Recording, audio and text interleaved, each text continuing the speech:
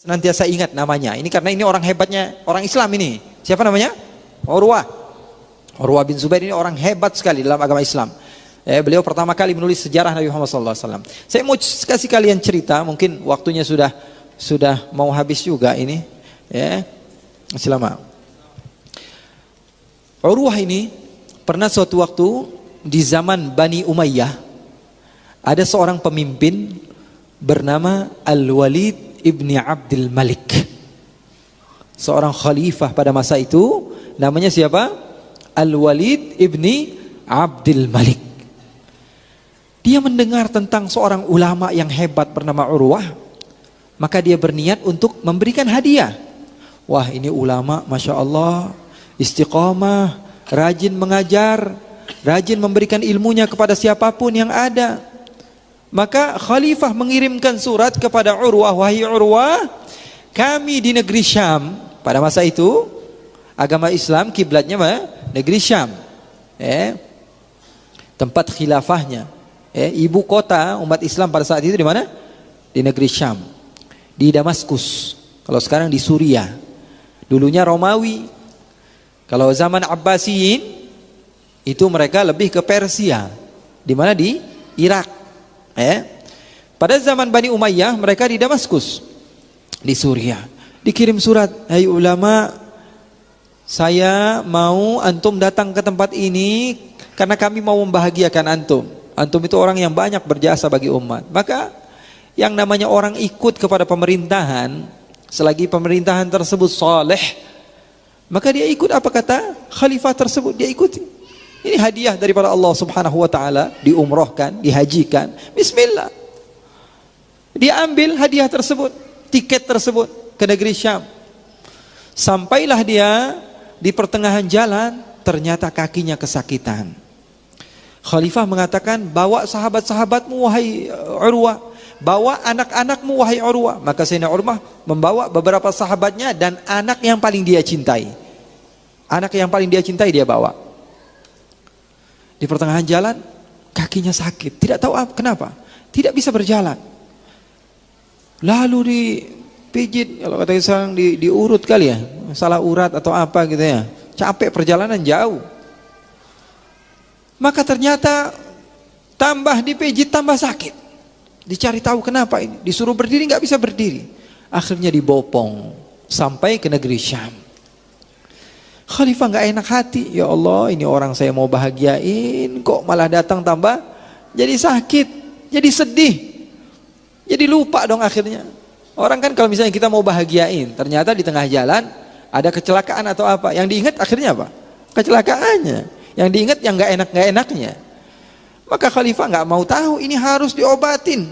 Panggil semua dokter, dipanggil semua dokter yang ada pada masa itu, yang terbaik.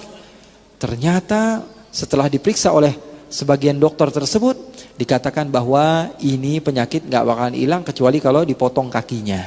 Penyakit apa itu namanya? Kalau nggak bakalan menular. Maka dia bingung mau ngomong sama tamunya, ya Allah gimana ini, nggak enak ngomong sama tamunya apa yang dikatakan dokter. Tapi dia paksakan, ya sudah, wahai Urwah, kami dengan berat hati ingin menyampaikan kepada kamu bahwa dokter-dokter semua sudah berkumpul dan mereka bermusyawarah bagaimana jalan keluarnya. Tidak ada jalan keluar kecuali dipotong kaki kamu. Kalau tidak, kami akan menangis karena ulama kami hilang.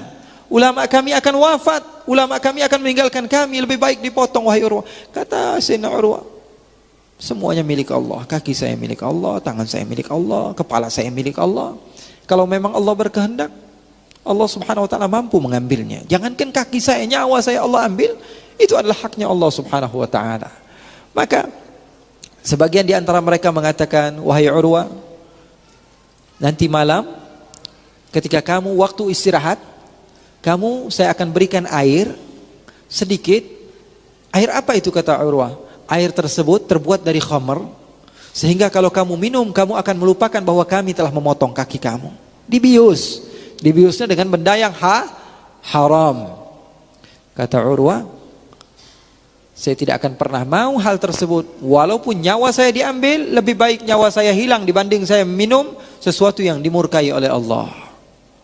Maka sebagian lagi mengatakan, bagaimana Jalan keluarnya kalau begitu, apakah kami langsung potong? Kamu pasti akan kesakitan. Maka kata Urwah, nanti malam di saat manusia semuanya sudah sepi, saya akan sholat. Ketika saya sedang khusyuk di dalam sholat saya, kalian boleh tarik kaki saya dan potong kaki saya. Maka mereka mengikuti apa perintah Urwah. Beliau pun memulai takbirnya. Ketika itu beliau sudah berusia dan kitab-kitabnya sudah menyebar di mana-mana. Ilmunya sudah bermanfaat luar biasa. Sudah sepuh. Maka beliau pun memulai sholat. Ketika beliau sujud, lama sekali sujudnya. Para dokter tahu kalau ini kesempatan untuk memotong kakinya. Maka ditariklah kaki Urwah lalu dipotong. Dan Sayyidina Urwah tidak merasakan sedikit pun dan tidak membatalkan sholatnya. Karena hatinya sudah bersama Allah. Orang itu kalau lagi asik sama orang yang dia cintai, dia nggak ingat kanan, nggak ingat kiri, nggak ingat depan, nggak ingat belakang. Betul atau tidak? Kalau lagi asyik dengan sesuatu, lagi main game misalnya, ibunya manggil, bapaknya manggil, nggak kedengaran sudah. Ada telepon malah dimatiin teleponnya. Betul atau tidak? Udah nggak ingat sama yang begituan, lagi fokus sama satu hal. Sayyidina Urwah mengajarkan kepada kita kalau fokusnya beliau kepada Allah. Beliau pun meneruskan sholatnya. Selepas sholat beliau melihat darah yang banyak sehingga beliau pun pingsan. Pingsannya kapan? Setelah sadar. Selepas sholat baru beliau pingsan. Tidak bangun-bangun sampai pagi. Anaknya bermain-main di luar. Ketika sedang bermain, ternyata anaknya bermain sama kuda milik raja. Kudanya tersebut menendang kepala anaknya sehingga anaknya tersebut terjatuh. Dan ketika dilihat ternyata anaknya sudah meninggal. Anak yang paling dicintai Sayyidina Urwah meninggal. Lagi main sama kudanya raja, meninggal anaknya. Bingung ini raja. Ya Allah, belum kelar atuh lagi. Gimana ngomongnya ini sama Urwah? Mau ngomong kakinya udah hilang aja kami takut. Ini mau diajak senang-senang atau diajak untuk disiksa datang ke negeri Syam. Akhirnya apa? Bingung raja. Setelah Sayyidina Urwah memakai tongkatnya, dia duduk. Raja tersebut mengatakan, azzamallahu ajrak. Semoga Allah subhanahu wa ta'ala melipat gandakan pahalamu, hai Urwah, dengan kesabaranmu yang luar biasa. Kakimu sudah hilang. Dan saya ingin mengabarkan kepadamu satu kabar yang lebih menyakitkan. Apa itu, kata Urwah? Sesungguhnya anakmu telah tiada. Inna lillahi wa inna ilaihi raji'un. Beliau hanya mengatakan itu. Inna lillahi wa inna ilaihi raji'un. Ma'a'zamak. Alangkah mulia engkau ya Allah, alangkah dermawan engkau ya Allah. Engkau memberikan aku 7 anak, kau ambil 1 dan kau sisakan 6 untukku ya Allah. Hakmu semua ya Allah, akan tapi engkau memberikan aku yang jumlah yang lebih banyak daripada yang seharusnya aku dapat. Subhanallah, rahmaka ya Rabb. Alangkah banyak karuniamu kepada aku ya Rabb. Akhirnya raja pun melihat kebahagiaan Sayyidina Urwah ketika mendapatkan kebaikan, keburukan, dan dia tahu itu semuanya dari Allah, maka dia dengan lapang dada. Datang seorang yang buta, duduk di samping Sayyidina Urwah. Sayyidina Urwah bertanya kepada Amirul Mukminin, ya Amirul Mukminin, siapa orang tua ini? Kata Amirul Mukminin, ini orang yang setiap sore kalau duduk sama saya bikin saya senang. Siapa dia? Nampaknya dia dari orang-orang yang miskin. Umumnya orang yang miskin ngomong dari dalam hati, gak dibuat-buat omongannya. Orang yang tidak memiliki apapun. Apa keutamaan dia? Kenapa wajahnya seperti ini? Kenapa dia bisa dekat dengan wahai Amirul Mukminin? Kata Amirul Mukminin, wahai Sayyidina Urwah, apakah boleh aku memberikan pertanyaan kepadanya? Kenapa dia bisa mendekat kepadaku dan dia bisa menjadi penasehat kepadaku? Maka kata Sayyidina Urwah, oke, tanyakan.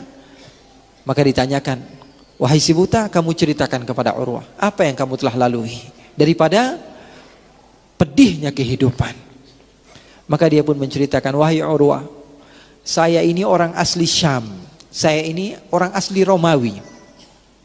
Saya ini dulu termasuk donaturnya kerajaan. Bapak-bapaknya Al-Walid Ibn Abdul Malik. Harta saya banyak, tidak terhingga, sehingga saya adalah orang yang paling terpandang di tempat ini. Tapi di satu malam Allah subhanahu wa ta'ala berikan banjir yang begitu besar, sehingga jangankan harta saya, istri saya, anak saya diambil semua oleh banjir tersebut. Saya orang kaya raya, wahai Urwah. Tidak ada manusia satu pun di tempat ini kecuali semuanya pernah mendapatkan kebaikan saya. Tapi Allah berkehendak di satu malam Allah turunkan banjir sehingga semua harta saya, anak-anak saya semuanya telah habis. Semuanya telah meninggal, harta saya tidak tersisa sedikit pun kecuali 2. Anak saya yang masih berusia kurang dari 1 tahun sama unta saya. 2 itu saja. Maka saya melihat anak saya melihat unta saya ambil anak saya letakkan di bawah pohon, kemudian saya ingin mengejar satu-satunya harta saya yaitu unta. Ternyata unta tersebut menendang mata saya sehingga mata saya tidak nampak dan saya melihat anak saya dan saya tidak tahu bagaimana cara menyelamatkan anak saya. Ternyata anak saya sudah dimakan serigala. Mata saya hilang, anak saya hilang. Begitulah cara Allah mendidik saya. Sayyidina Urwah bertanya, lalu setelah kamu dapatkan kepedihan itu semua yang tidak saya dapatkan pada saat ini sekalipun, apa yang kau ucapkan? Maka orang tua tersebut mengajarkan kepada saya pribadi. Beliau mengatakan, Alhamdulillah, segala puji bagi Allah karena Allah memberikan kepada saya 2 hal. Lisanan dzakira wa qalban amira. Hati yang senantiasa bersyukur kepada Allah dan lisan yang senantiasa berzikir kepada Allah. Itu harta di atas harta yang telah saya miliki. Oleh karena itu ikhwani, ini adalah apa yang disampaikan oleh Ustaz kita tadi juga, apa yang saya sampaikan itu syarah kepada awal daripada surat Al-Fatihah yang berbunyi Alhamdulillahi Rabbil Alamin. Karena alhamd, pujian kepada Allah berbeda dengan ats-tsana. Di dalam bahasa Arab, ats-tsana itu pujian kepada orang yang berbuat baik kepadamu. Tapi kalau alhamd adalah pujian kepada orang yang berbuat baik dan tidak berbuat baik kepadamu, maka diucapkan kepadanya alhamdu.